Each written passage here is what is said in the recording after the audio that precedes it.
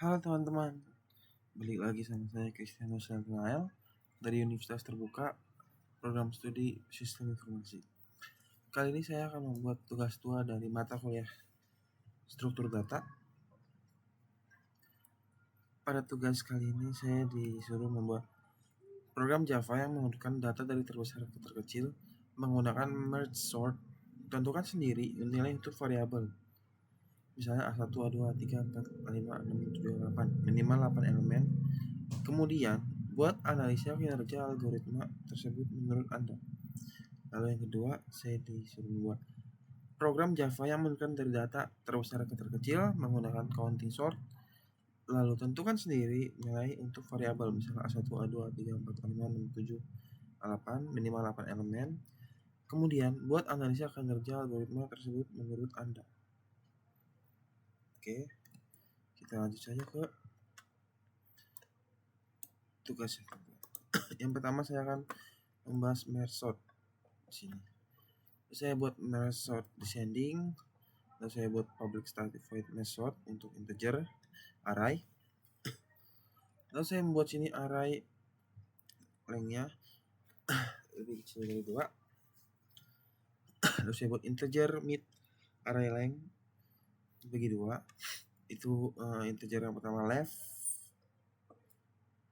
Di sini new array integer untuk mid. Lalu yang kedua ini integer untuk right, new integer array length sampai mid, dikurangin mid. Oke. Kita lanjut. Saya membuat di sini for integer i ini untuk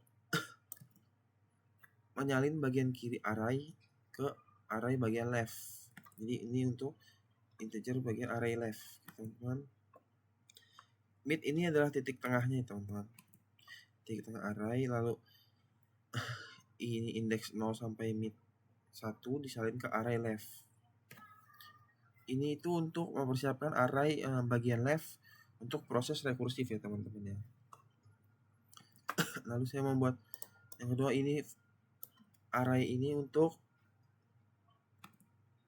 yang bagian right. Oke, teman-teman. Ini mulai dari indeks mid hingga akhir array length ke ini 1. Di sini indeks kurang mid itu agar mengubah indeks mulai dari 0 di array right. Dan ini juga untuk mempersiapkan array kanan untuk proses rekursif ya, teman-teman. Nah, lanjut saya melakukan rekursif di sini, teman-teman. Merge sort left, merge sort right, merge sort right, teman-teman. Merge array left right. Sini untuk gabungan array, teman-teman. Lalu saya di sini buat public static void merge untuk integer array, integer left, integer right. Lalu saya membuat while index di sini untuk membandingkan dua array dan memilih yang lebih besar dulu, teman-teman. Lalu ini di sini kan while i left itu untuk menyalin ini untuk menyalin sisa elemen kiri, lalu di sini untuk menyalin sisa elemen yang di kanan, teman-teman. Lalu untuk membuktikannya saya membuat public static void main. Lalu saya membuat masukkan integer data. Ini asal aja, teman-teman ya. Data asal. Lalu saya ingin menunjukkan data sebelum diurutkan dulu. Habis itu saya langsung rekursif untuk data ya, teman-teman. Lalu saya akan menunjukkan data setelah diurutkan dari besar ke kecil. Baik, langsung aja di sini kita teman langsung run. Nah, di sini data sebelum diurutkan sudah ditulis di terminal, teman-teman. 39, 15, 70, 45, 93, 27, 51, 17. Itu benar ya, teman-teman. Lalu di sini ada muncul data setelah diurutkan dari besar ke kecil. Kita lihat 93, 70, 51, 45, 39, 27, 17, 19. Ini udah benar ya, teman-teman. Lalu saya akan memberikan analisis saya tentang kinerja merge sort ini. Yang pertama untuk waktu eksekusi. Di saat cache terbaik, di saat cache rata-rata di saat case yang buruk itu merge sort ini selalu konsisten karena algoritmanya itu selalu membagi dua array, left dan right. Lalu untuk ruang memori, merge sort ini membutuhkan array tambahan untuk proses di penggabungannya. Oke teman-teman. Lalu kelebihan dari merge sort ini adalah dia stabil dan cepat untuk data yang besar gitu teman-teman. Lalu konsisten di setiap kondisi, yang dimaksud di sini itu ada kondisi terbaik, kondisi rata-rata, kondisi yang terburuk teman-teman. Lalu merge sort ini cocok untuk data dengan ukuran besar.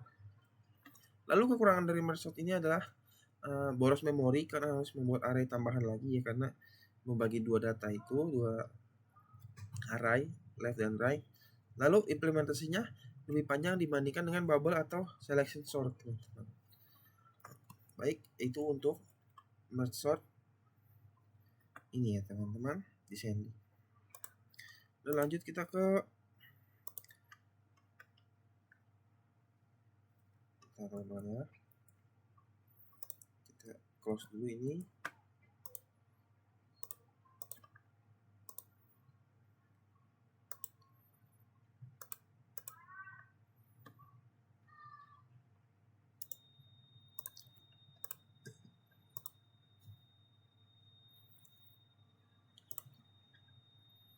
Baik.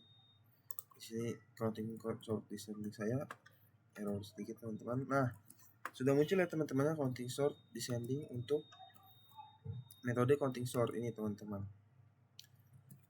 Lanjut kita bahas. Di sini saya membuat public class counting sort descending, lalu saya buat public stratified counting sort integer array. Lalu di sini for integer i array ini untuk max. Lalu di sini saya membuat integer count, new array integer max plus 1. Oke teman-teman. Lalu saya membuat integer index for integer index max ini untuk cari yang terbesar dulu teman-teman, dari terbesar ke terkecil. Lalu saya di sini langsung buat aja public static void main string. Lalu saya masukkan datanya seperti yang tadi di merge sort teman-teman. 39 15 70 45 93 27 51 17 teman-teman. Lalu saya di sini ingin menampilkan data sebelum diurutkan. Integer n data sistem printing. Lalu saya menggunakan rekursif ya teman-teman agar lebih mudah. Lalu saya ingin menunjukkan data setelah diurutkan dari besar ke kecil. Langsung aja kita run ya teman-teman. Nah, muncul teman-teman hasilnya. Data sebelum diurutkan kita lihat 39 15 70 45 93 27 51 17. Lalu data setelah diurutkan dari besar ke kecil adalah hasilnya 93 70 51 45 39 27 17 15. Ini sudah benar ya teman-teman. Lalu saya akan memberikan analisis kinerja tentang counting sort. Oke, lanjut aja kita ke sini. Bentar teman-teman ya. Untuk waktu eksekusi, counting sort ini sangat cepat jika nilai maksimum datanya kecil, karena counting sort ini tidak terlalu menguntungkan untuk data yang lebih besar ya. Lalu untuk ruang memorinya, semakin besar nilai maksimumnya, maka semakin besar array count yang dibutuhkan teman-teman, karena kita mencari nilai max.